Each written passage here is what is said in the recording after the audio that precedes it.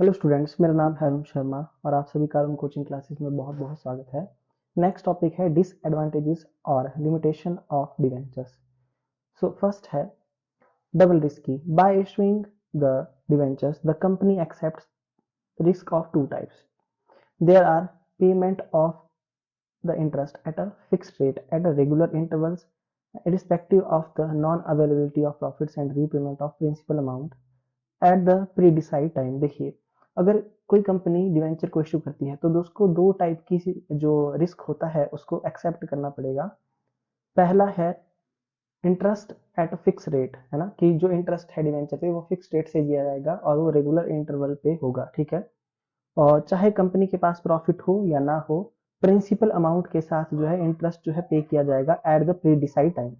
If earnings of the company are not stable, अगर company की जो अर्निंग्स है वो स्टेबल नहीं है, और if the demand for the products of the company is highly elastic, है ना, और हाईली इलास्टिक है कंपनी के प्रोडक्ट की demand, debentures prove to be a very risky, है ना। तो मतलब जो डिवेंचर है वो कंपनी के लिए बहुत ही रिस्की प्रपोजिशन है कंपनी के लिए। Okay, so any adverse change in the earnings और डिमांड, तो कंपनी के प्रोडक्ट की डिमांड या कंपनी की अर्निंग में अगर कोई भी विपरीत चेंज आता है, एडवर्स चेंज आता है ना, तो मे तो मे प्रूव टू बी, है ना, फैटल फॉर द कंपनी, तो वो कंपनी के लिए घातक हो सकता है, इसलिए ये डबल रिस्क ही होता है, ठीक है। उसके बाद नेक्स्ट है unsuitable for trading companies. Debentures are usually secured source for fulfilling the long-term requirement of funds. Usually, the security offered to investor is the fixed asset of the company. यहाँ क्या बोला जा रहा है ना, कि debentures are usually secured source. देखिए, ये जो सिक्योर्ड सोर्स है डिवेंचर, लॉन्ग टर्म रिक्वायरमेंट, जो कंपनी के लिए फंड की लॉन्ग टर्म की रिक्वायरमेंट है उसके लिए ये सिक्योर्ड सोर्स है। Okay, usually the security offered to the investor is the fixed asset of the company. Usually the security offered to the investor, जो इन्वेस्टर को सिक्योरिटी मतलब ऑफर की जाती है वो क्या होती है, वो होती है कंपनी की फिक्स्ड एसेट की सिक्योरिटी, ठीक है। ये बात मैं आपको बता चुका हूं। A company which requires less investment in fixed asset, देखिए जिस कंपनी को फिक्स्ड एसेट में इन्वेस्टमेंट की कम रिक्वायरमेंट है, तो सच एज जैसे कि ट्रेडिंग कंपनी है, may find debentures as an unsuitable source for fulfilling the long term requirement of fund. तो उसके लिए ये जो ट्रेडिंग कंपनी के लिए ये जो डिवेंचर है वो लॉन्ग टर्म रिक्वायर फंड की लॉन्ग टर्म रिक्वायरमेंट को फुलफिल करने का जो अनसुटेबल सोर्स होगा। क्यों?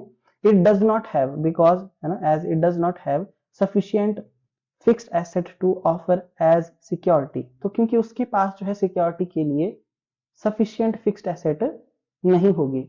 सो आई होप आपको जो है ये सेकंड पॉइंट समझ में आ गया होगा। नेक्स्ट है लोअर रेट ऑफ रिटर्न।